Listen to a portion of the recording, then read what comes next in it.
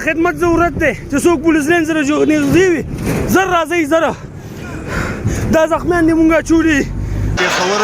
ټول ګراډ هسپتال لارش کې موجود یو زموږ مخامخ دلته د پولیس په موبایل ګاډو کې ډاکټرانو کې په امبولانسو کې او مختلف نور کیریئر ګاډو کې زخمیان راوړل شوي دي خو تر اوسه دا معلومات نه دي شوي چې څومره زخمیان لارش ته رارسېدلي دي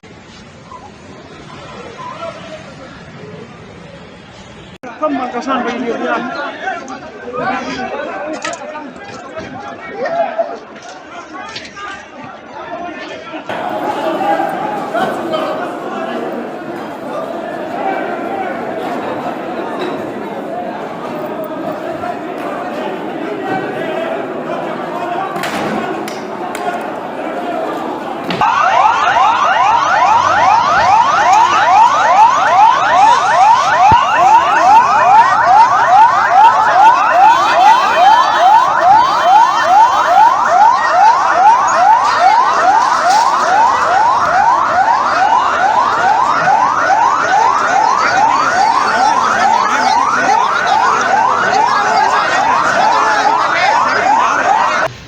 غمجن پېښور دوباره په وینو رنګ پېښور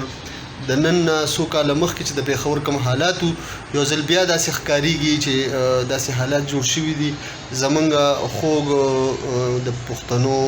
یو اواز یو توانا اواز یو شاعر یو نقاد یو ادیب او د پښتنو په لر او بر ټولو پښتنو حالاتو ځان خبرونکي محترم زمونږ اسرار اتل صاحب موږ سره پېښور پریس کلب ته په دغه ټایم راورسېدو موږ دواړه د دمې دپاره لږ ساعت کېناستو خو ما اسرار اتل صاحب د خولې نه یو څو شعرونه داسې واورېدل چې هغه د دې موقع حوالې سره ډېر دغه ډېر زړه ته رسېدونکي نو زه اسرار اتل صاحب ته په پېښور پریس کلب ته راتلم هرکلی م وایم او وایم ورته چې نن د دې ورځې حوالې سره تاسو څنګه محسوسوئ او دا د پېښور دوباره داسې حالات جوړ شو نو تاسو دې باره کې څه وایئ او ستاسو دغه شاعرانه چې کوم طرز دی او ستاسو دا ذوق دی او کوم ستاسو پوهه ده په دغه اړه سره څه ویل غواړي راځئ یو ساعت نیمو خبره ورسره وکړو مننه آباد اوسئ مرتبه د شهادت شوې پېښوره مرتبه د شهادت شوې پېښوره د بارودو تجارت شوې پېښوره وجود کې د بل نوی پیوند ښکاري چې غریب شوې که غربت شوې پېښوره څومره زر دې رانه غېږه را چاپېر کړه څومره زر رانه رخصت شوې پېښوره پېښور زخمی کېدل زمونږ د روح زمونږ د وجود زخمی کېدل دي د پېښور وجنه موږ دپاره داسې ده چې موږ ټوټې ټوټې کېږو نننۍ پېښه که هر څومره خبرې پرې وشي کمې دي خو دا ضرور ویل غواړم چې د پېښور څوک نشته پېښور یتیم دی که د پېښور خلک چې د دې پېښور په حقونه دي هغه نه راټولېږي د دې د ساتنې د دې د جوړونې دپاره څه نه کوي زما خپله خیال دا دی چې موږ به همدقسې مرو څنګه چې په دغه تېرو څو کلونو کې وشو کېږي خو دغه نننۍ پېښه دغه یاسین اشنا څه شعرونه مې تا ته وختي وي زموږ ملګری دی ډاکټر پېښور مین و په پېښور نور هم ډېر خلک مین شته ولا جرنلسټان دي دغه پېښور روزلي دي په نورو دنیا کې کار کوي په بېلابېلو هېوادونو کې نن به ډېر خبرونه هم خواره شي هغې ته هم دغه وایم چې څوک پکې مړه دي او څوک ټپیان دي هېڅوک حال نه وایي خبریالي کوي یارانو ځان له ګټه وکړه یاسین اشنا وایي چې خلک ځي د پېښور نه خلک ځي د پېښور نه او کډې وړي د پېښور نه میندې ځان پسې راکاږي خپل بچي د پېښور نه دا ټک په لور وتلي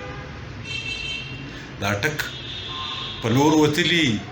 څو سړي د پېښور نه د تورخم لاره کابل ته د تورخم لاره کابل ته بندوي د پېښور نه